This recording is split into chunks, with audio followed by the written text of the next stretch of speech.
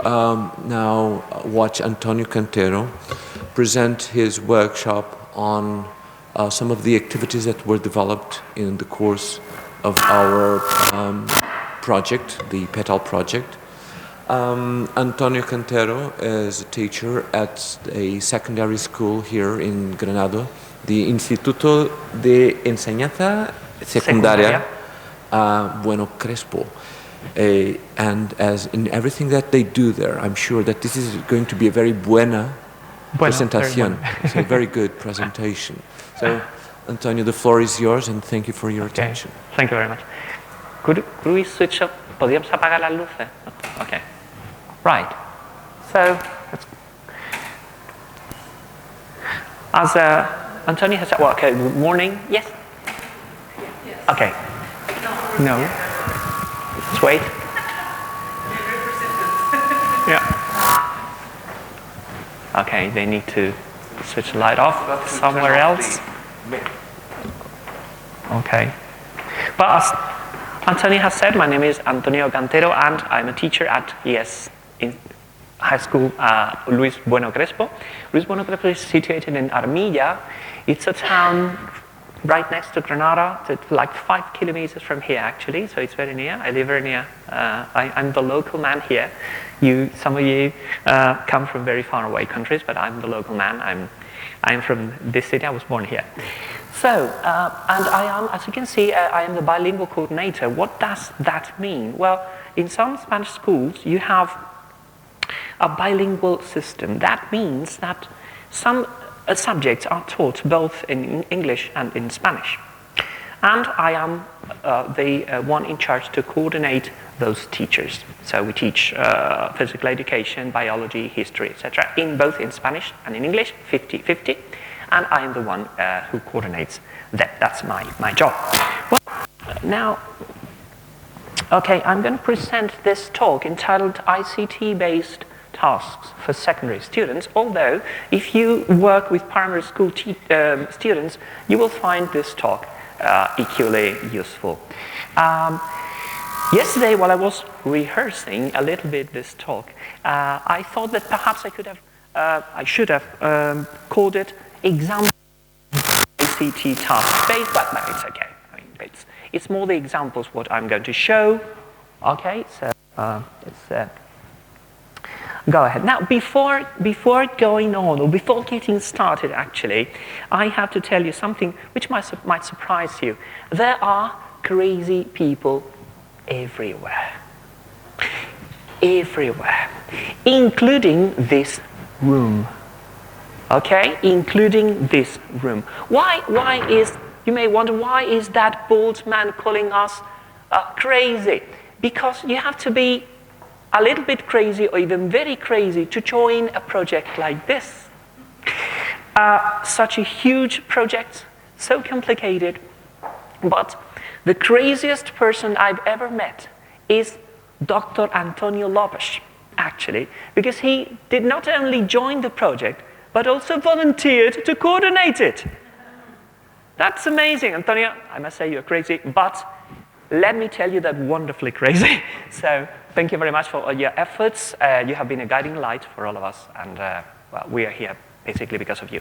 Okay, as you can see, and as you know, many of you, perhaps not all of you, this project is called PETAL, and people from 10 different countries, these countries, 20 crazy people from these 10 different countries decided to gather together in what we call PETAL, which stands for Pan-European Task-Based Activities for Language Learning, which is quite a self-explanatory name, by the way.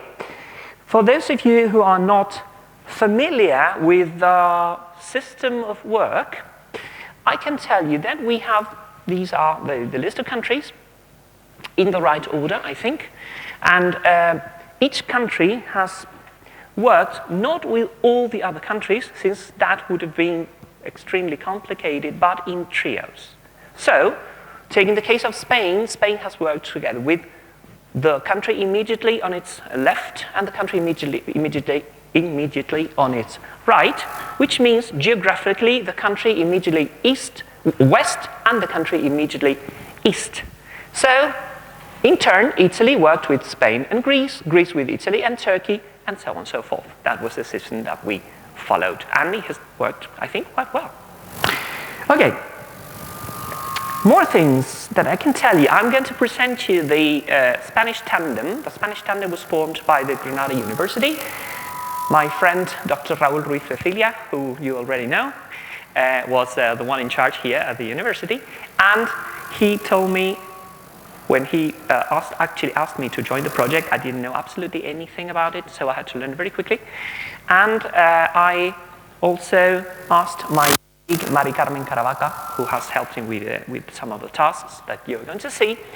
We have worked in the school, right? So this is the Spanish tandem of project. More things here. Okay, now let's focus on the Spanish side. As I told you before, we have worked with Portugal and with Italy. In what way? Okay, this way. Sorry, whoops, right. Spain has to have designed 4 tasks, 2 of them for Portugal and 2 of them for Italy, and in turn received 2 tasks from Italy and 2 tasks from Portugal, which we implemented in our school. So that is the system. So just for you to understand more or less the framework in which we are involved. Okay, now I'm going to be a bit more specific, little by little, more specific.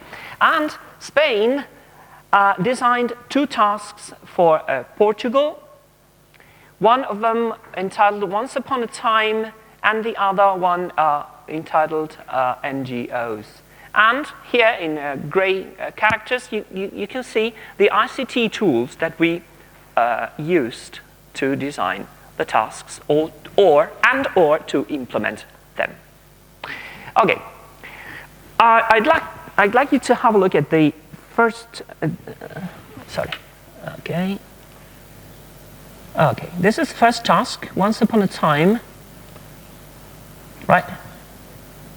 I designed, sorry, what happens here? Say it again. I designed this task myself. It was not my colleague who did it. I did it myself. And I'd like you to have a look at it because later on in my conclusions, we will go back here and I would like you to know what I'm talking about. So I'm going to show you that we have all used, we agreed on using a template. This template, it's a very complete one. If you use it properly, it's perfect. Specifying the CFR level, the skills, the duration, and the target language, considering the ICT dimensions of the activity, and then, sorry, whoops, no, here, and then giving a very detailed description of the task, as you can see here. Let me point out several sections. We're not going to read through them, but I'd like you to keep them in mind because we're going to talk about them later. The I can section, this section, the product prerequisites or requirements, of course, the process, which should be, must be thoroughly detailed. The exposition and assessment, is microphone working? Yeah. Okay. So the exposition and assessment stage, exposition stage and assessment stage, and this rubric that you can see here. Okay. Finally, just a couple of more things is, right, this section, reasons why this task is a model of best practices, which means, bluntly speaking, why this is a good task. And this one, the last one, reasons why this task would work well in another country. Okay, we'll see later on some details about it. Right, now let's go ahead. And, okay, this is not very interesting, so next slide. Right, now the results, the outcomes. This is the main part of my presentation, actually, is to give you an idea of actually exactly what the students have done, what we have done and what the students have done, what the students have created by means of these two ICT tools that you can see here. This one, PowerPoint, is perhaps less interesting because we all know how it works. We're going to see later on just a little bit of an example. But the most interesting ones are the ones produced by means of Storybird. Right, let's have a look. Because an image is worth a thousand words, so I think that that's the thing to do is to see actually how it works. Okay, Storybird. We discussed about Storybird yesterday with, in one of the talks that we have here in the Aula Magna.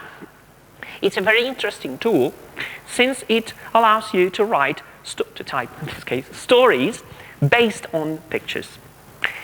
Basically, you select a topic, say, the war.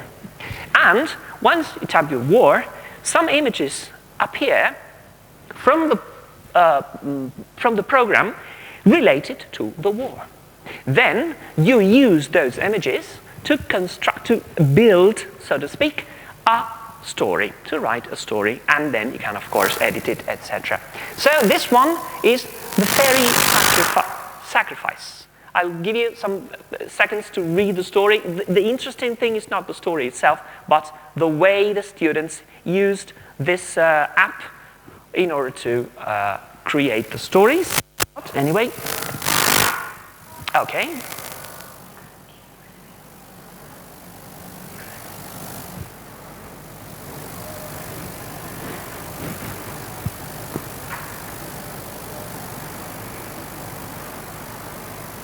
Black one.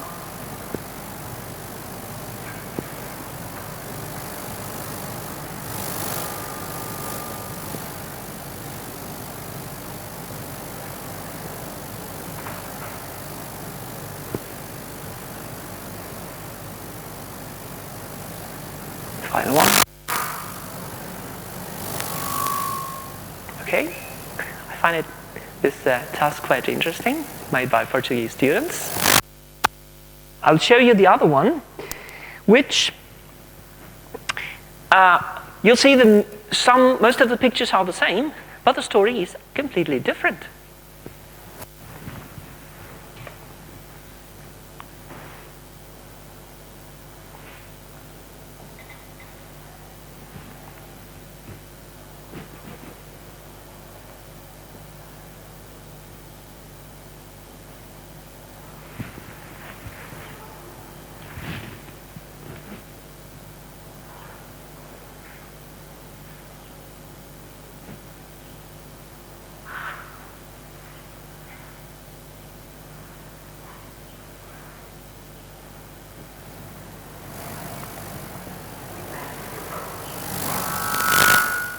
Okay. Right. Now that was the outcome. Those were the outcomes for once upon a time using this Storybird software. Now using PowerPoint, not as interesting because we already know how PowerPoint works as I said before. But anyway,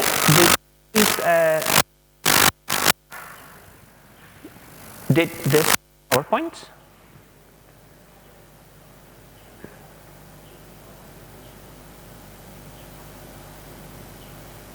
Okay, very quickly, because it's not.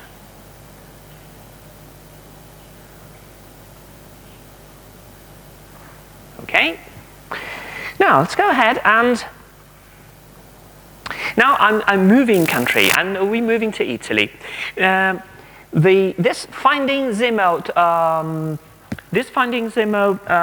activity was created by myself, and we used two different ICT tools. One is Bitstrips, and the other one is Go Animate.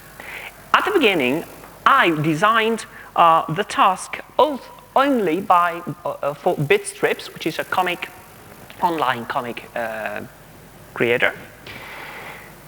But then, when I sent the task to Italy, the Italian teachers, my Italian colleagues, told me, well, why not using a video instead of a comic? I said, well, have you found anything interesting? Yes, we have found Go Animate, and they changed the task so that it could be done both for a comic and for a video editor. So you're going to see some examples of each one. Okay, now before that, let me show you the grid, the templates that we used. Again, I strongly recommend you that if you're going to use TBLT, you should use a template. You may use this one or whichever one you find on the internet, or maybe better create your, sorry? Wow, got broken? Okay, I have to fix it. I hope it works. It does. Okay, so create a template of your own if you like it, and follow it exactly and thoroughly. It's the best thing to do, right? In that template, you should include these grids that I told you before some minutes ago, and we will discuss a bit deeply more later. Okay. So no, this is the same. Let's go to the results. We have some different sets of results. I have 3 different sets of results. The first one using bit strips only. The second one using bit strips plus PowerPoint. So it's basically a PowerPoint presentation, but using the bit strips images. And the third one using Go Animate. So the Italian's activities themselves. Now, this one, first one, Finding Zemo, this is the only one that I created myself. I'm not very good at this kind of techie things, but anyway, I managed to do it. You may find this character here quite similar to me. In fact, it's not me. It's a character which is already in the Bitstrips gallery. But I found him and said, well, this is like me, so I'll put it there. And when I showed it to students, they found it quite funny because they were seeing the teacher. And this is one of the best things that Bitstrips have. You can create your own avatars. You can create your own avatars. And the students can create their own too. So it is very motivating for them to see themselves there.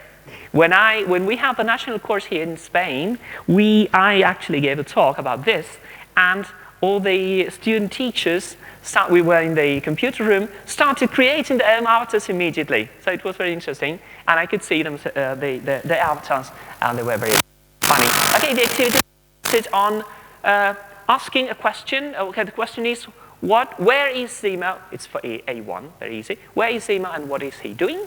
So each picture has, I am in the bathroom, I have a pee, I'm in my house, I'm going down the stairs, what he is doing and where he is. Okay? Right. Okay? One that I created myself. It took me 15 minutes, maybe, or 20. It's quite easy. But you'll find much more interesting this one. Okay, much more complex one.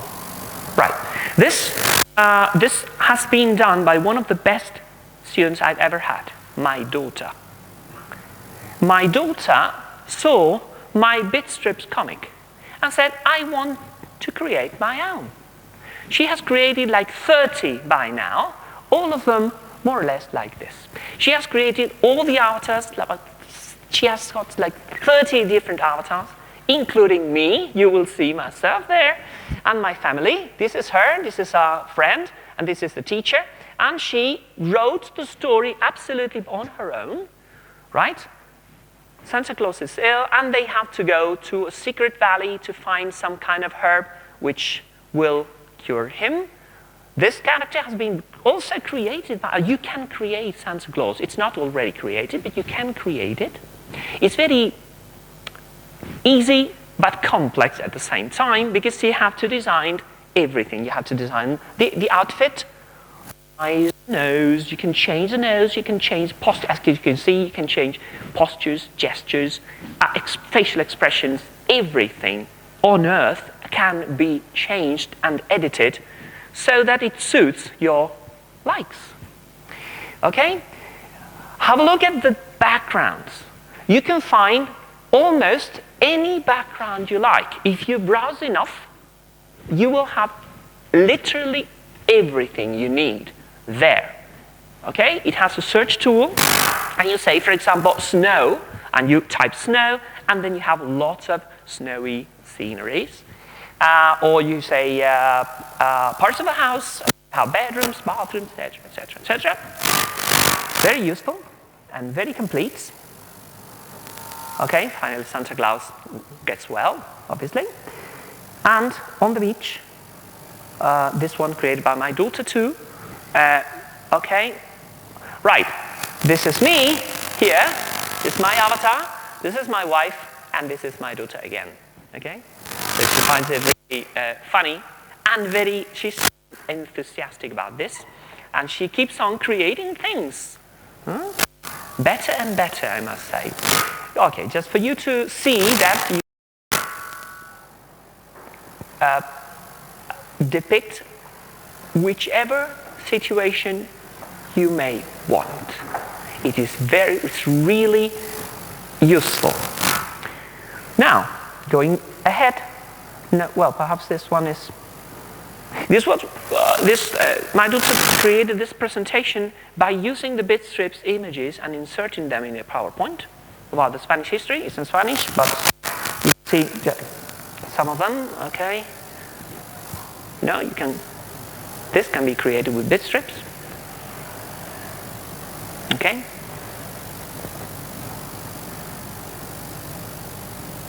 So, you look at the pyramids, etc. Resurrection of Jesus. Okay? And you have also popular sports.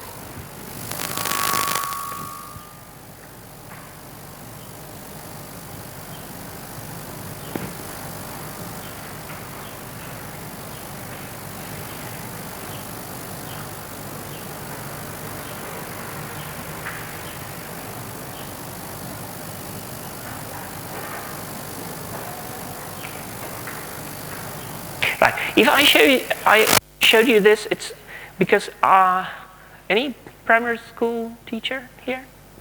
No? Okay. You more or less?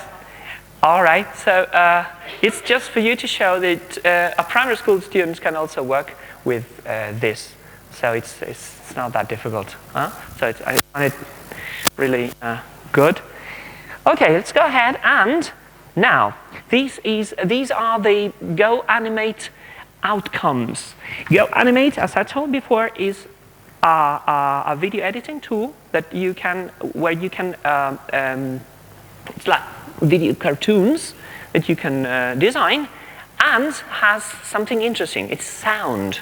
It includes sounds. So it's better in that sense. It's better than bit strips, because bit strips is only comics and no sound, of course. Let's have a look at them. These were created by the Italian students. Beginners, okay? A1.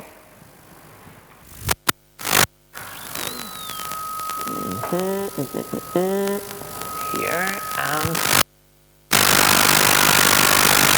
here.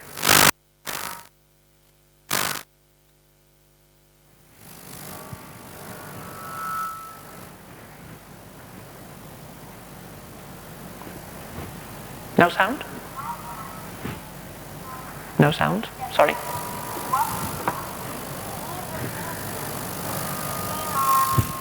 Okay, we don't have a sound? Yeah, we should have. Now, I think. Let's go back.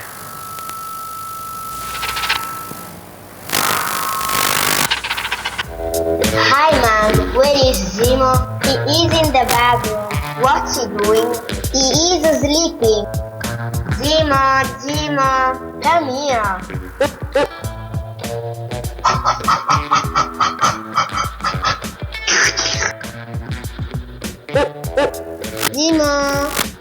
going? Right, that's it. Second one.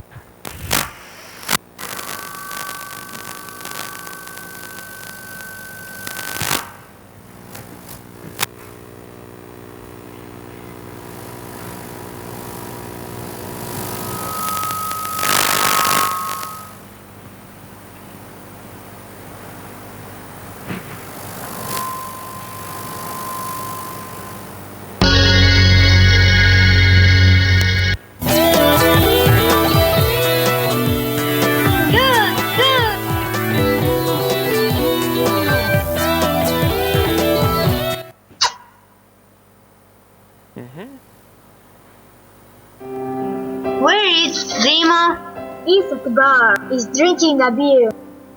Let's go.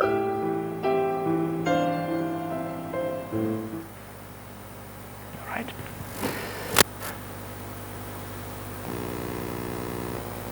Third one.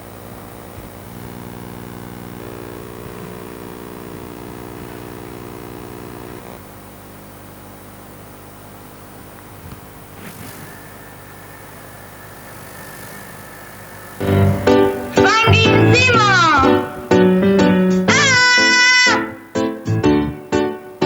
Mom, there's a mouse in the bathroom.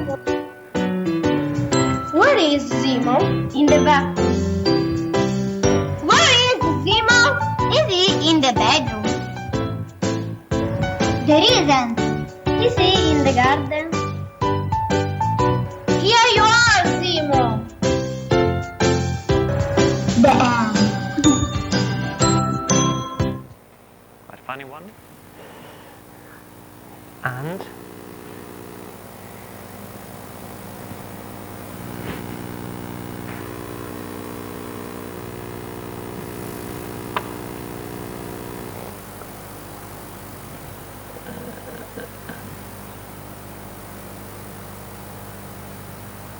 I think this Finding was created Zima. by all the students. Where is he going? I don't know. Where is Zima? Is he in the woods? Woof woof. Zima! Is he in the bush? Here you are. Woof woof. But where is Zima? And last one. I ordered them from less complex to more complex. Okay.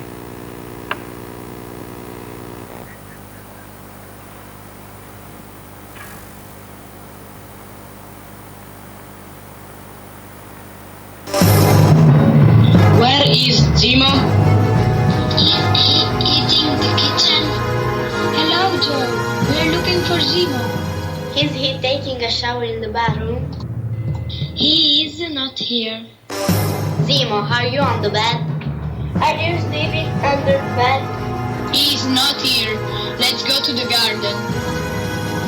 Oh no, he is sleeping. Okay. Right. Fine. That's where they go animate videos made by Italy. Right. Now we're moving.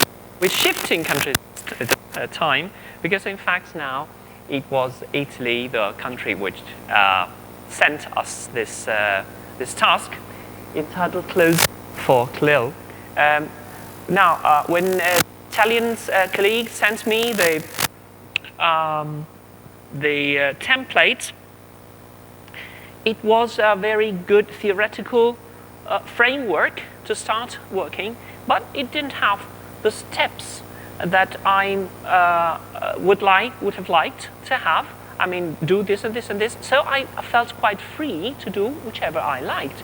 So I had to browse on the internet a way to create a closed text in a proper way using ICTs. I could have chosen just Word, but then students wouldn't be able to actually use the ICT. So I wanted something where themselves, not only me, used the ICT. We are talking of PBLT based on ICTs. So, well, and I found it quite easy, actually, because I immediately found hot potatoes. Hot potato software, some of you, I'm sure you know it already, allows you to create closed texts, crosswords, many kind of different activities, and is especially good as regards closing. You're going to have the opportunity to play a little bit with me. So I designed 2 tasks. One previous one, like a rehearsal, entitled Main Nurse Fights Ebola, and the one I actually implemented with my classes, it's a B1 class, Istanbul Cafe Find. So when Carla Marello went to my school, she was with my students that you're going to see yourselves. Sorry, before conclusions, let's have a look at the first one. Main Nurse Fights Ebola, and I will show you some of the features that this application has. Chrome, yes, accept. Okay, please work. Yes, here it is. In the first place, Hot Potatoes creates an HTML file that you can see on any browser. So it's a standard HTML file. And, of course, it includes pictures. You can include pictures on it. I like including pictures because they are useful for students to know what the task is going to be about. And it gives you clues about the theme involved, institutions, etc. Now, so this is the first part. There are instructions here, right, which we're not going to read, but we're going to start doing the task ourselves. Now, a main nurse, Kathy Hickox, 33, gave the state an ultimatum: lift her Ebola quarantine, but will disregard the restrictions and go to court. This illustrates how US states are blank to protect against the virus. What word do you think would fit there? Tell me your impressions. Are unable, could be. More suggestions? Preparing. Unprepared or preparing. Yeah. Okay, but we don't have a clear idea of what to do now. Right, now Hot Potatoes allows you to create as many gaps as you like. So you say, okay, you select the word and say gap here, and it creates a gap. But it's not only that you can type the answer, but before that, you have some options. Let me show you. At the end, you have this hint button. Hint. In case you don't really know what you're going to write, you can hit the hint button and then sorry, we can't see it both. Okay. Right, we are here. Our to protect, we press the hint button and, sorry, the first letter is pressed. So now you have an idea. It's not unable, it's not, so it's S. In the case you are still in doubt, you can press it again and the second letter will appear. Hint. Right. So we have S-T. Any idea? Struggling. Okay, that's the right word. Struggling. I can't see what I'm doing actually. Struggling. Sorry.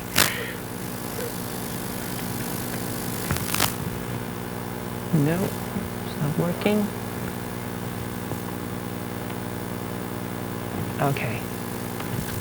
Now, struggling to protect against the virus without violating civil, this is easier, rights. Civil rights. In the case of students, they may find this not so easy as for us. So press the hint button and the first letter appears, etc. So without violating civil rights. Cheers. Yes? Pardon me?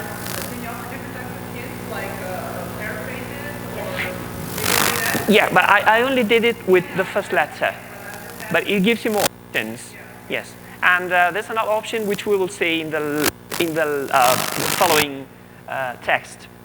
So when you finish, because we're not going to do it all, when you finish, you press the check button, and it tells you that your score is 10% because we didn't actually go through all the gaps, and some of you and the answers, the right answers, are put in bold print so that you know that you are right. If you're not right, the blanks appear again, and you have to try again until you're 10%, 100%. Okay, now the second task has another feature which I'd like to highlight. First of all, you can, as I told you, you can insert pictures. In this case, the president of Turkey, Recep Erdogan, a no smoking sign, and a map of Europe. Many of the students don't know where Turkey is. So I decided to put them up here and showed them the situation of Turkey before starting the task itself. Now, have a look at this interrogation mark. This is what I like very much. You'd have not only the hint button, as we saw before, but also this kind of interrogation mark, which is a hint, clue, to know whatever the teacher wants the students to know. Okay? Let's say an example. Fine 6,000 lira after President Tayyip Erdogan scolded one of its blank, and then one is what? Okay, so press here. This is for the students, remember? The teacher can give a clue, in this case, related to the type of place we are talking about. If it's related to the kind of place, and it's a cafe, you may think of words such as waiter, waitress, customer, client, cook, maybe. So the number of words that you can think of is reduced. That's very useful for students, right? So, okay. In case you don't know the word, you press the hint. One of is C. Sorry. It's the word is clients. Clients. And you write it. From the street, etc., etc., etc. Look here. That's a penalty for this. Erdogan blank, pointing towards the second floor of the cafe. Now, in order to give the students a clue, I typed here, pay attention to the exclamation mark. This exclamation mark that you see here, that is a clue for students to know what kind of word is expected. Can you think of any word? Shouted. Shouted? It's shouted. Okay. So it's, but it's much easier when you have a clue. Okay. Sorry. Shouted. Right. And now you press it. So, yeah. Sure. Okay. I have very little light here, so I can't really see very well. I shouted now. Okay. You press the check button, and you see that clients and shouted, which we typed, is okay. And then again, you can go on typing, filling in the blanks. Right. So I have concluded, and I'm going to conclude in a few minutes. But before that, I have some conclusions to share with you. I have several sets of conclusions. The first conclusions, after using... Now, before that, these are my conclusions. not only my conclusions, but also the conclusions of the teachers in my English department, because they have tried these tasks as well, and we have discussed about it. So these are not exactly my conclusions. Maybe not yours, of course, but they're mine from my point of view and from my experience. The first set of conclusions is pay special attention to. Now, if you remember, we focused on this template, and I told you to pay special attention to several of the items there, especially the I can. What can the students do with this after performing this task? And they should be according to the CFR items that you can consult. Then the prerequisites. Both teachers and students may have prerequisites, both technical. There may be technical problems and also linguistic problems. Technical problems mostly for the teacher, and linguistic problems for the students, which should be thought of beforehand. The anticipated problems that Antonio told yesterday, we have to anticipate all problems, and that item is located there in the template. These prerequisites should take into account the possible problems. Then a detailed process description, be very detailed, very thorough, as I said, day by day, orderly structure. There has to be an exposition stage. A TBLT task without an exposition is nothing, right? So you have to expose it. And, of course, there's an evaluation stage in which we're going to use a rubric according to the newest trends in teaching. Rubrics are going to be present in our lives from now on. And that rubric should be known by the students beforehand, because they know that they're going to be assessed, but they should also know how, exactly how, what they are expected to do. Right. Finally, why the task is an example of good practice. This is a reflection we as teachers should do, because whenever I designed anything for my students, I always make that reflection on to myself. I mean, is this a good material? Why is it a good material?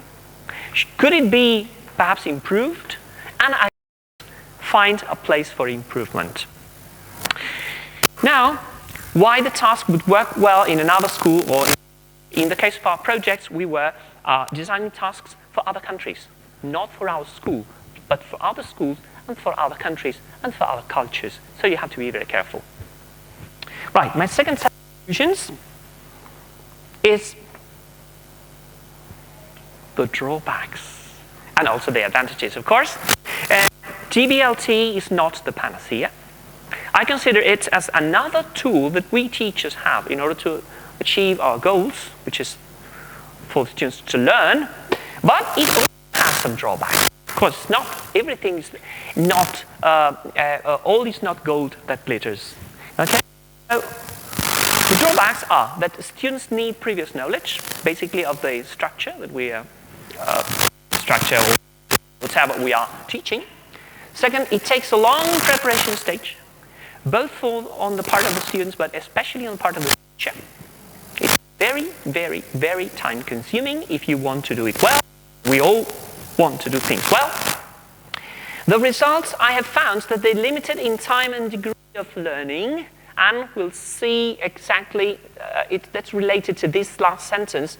I don't consider it as useful as a teaching activity, just to teach something new. But sometimes you can get more by using traditional techniques. I mean, drilling, typical exercises, written out oral exercises are very good, so please use them. Don't only use TBLT. TBLT is very, but we can't forget some more options. And, of course, the advantages. Okay, the advantages that I have found when implementing these tasks are young people like ICTs because they are digital natives. They are highly motivating. The Dutch activity that we saw yesterday, the video in Edinburgh, was amazing. That's a very good outcome, apart from the one we have seen now.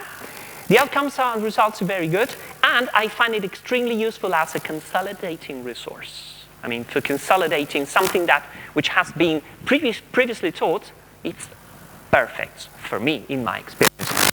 My third, I think last, set of conclusions is when to use and when not to use tasks, when to use tasks, when you're looking for motivation, results, or consolidation, as I told you before. Of course, have very good students use difficult tasks because it's for them. And when the students are not so good, use easy tasks. Consider them as ready to be, how can I say this in English? Success-oriented, that's the word. Success-oriented for, less gifted students so that they can feel motivated for doing a new one.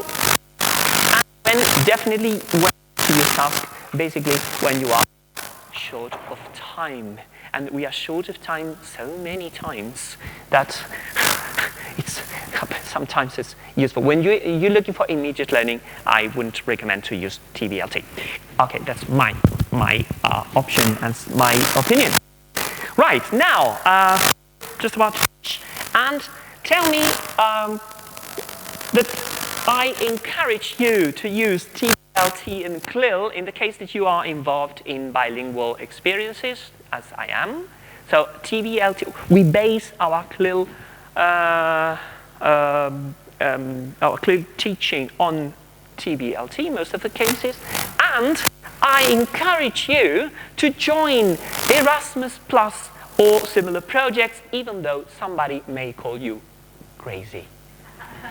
Okay, so I think that's all. Now, if you have any questions, I'd be delighted to answer them if we have time. Antonio, 1 minute for questions. You right? Did you talk with your students about the difficulties of the what? Did you talk with your students while doing the task? What did they find as difficult part of it? They didn't find it difficult at all. I mean, the task that I showed you about the Istanbul Cafe find, for example, they didn't find the task difficult. We did it in groups with Carla Marello, and it worked quite well. They felt very relaxed and very comfortable with the activity. No, they didn't find it difficult at all. The problem is that maybe a specific word, perhaps they don't know. Okay, we don't know. We have to learn the new word, but the activity itself was very, very easy. Yeah. And was they enjoying it? Well, they didn't actually, I wouldn't say enjoy it. They felt just okay. I mean, they felt as just another activity. I think they take for granted too many things. I mean, they are so accustomed to the high quality things that they take it for granted. I mean, the teacher has been working for hours, but that's another activity, so it's okay. Yeah. Yeah, as concerning finding people on the task, because I told the presentation, I could see that they really enjoyed it. Yeah, they really enjoyed it, yes, because they were younger students. Yes. And also the students, so I think that the child is flexible child, so also for primary school. It can be done in primary school, yes. Primary school learners were really enthusiastic about kind of everything is avatar, the music, recorded voice. So this was good. And flexible also in the sense that they could revise specific linguistic things. Let's say prepositions and their case. They do also some revision about physical description, for example. Because usually the avatars, okay, you have the mouth, you have the nose, and then you have also some detailed information like the eyebrows. Yes. So that's useful like this. Yeah, these kind of activities take you here and there, and you're not teaching isolated things.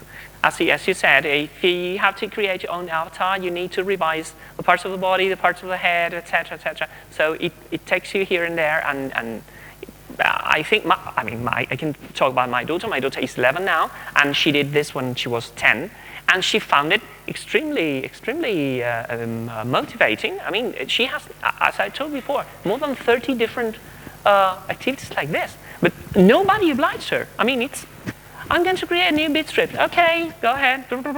And she does it. So it's fun. Yes? I'm just curious, have you ever tried to, or maybe considered using the annotators for peer review, for students to prepare tests for each other? Mm-hmm. I haven't, but you give me an excellent idea. Thank you. I'm planning to do You're planning that?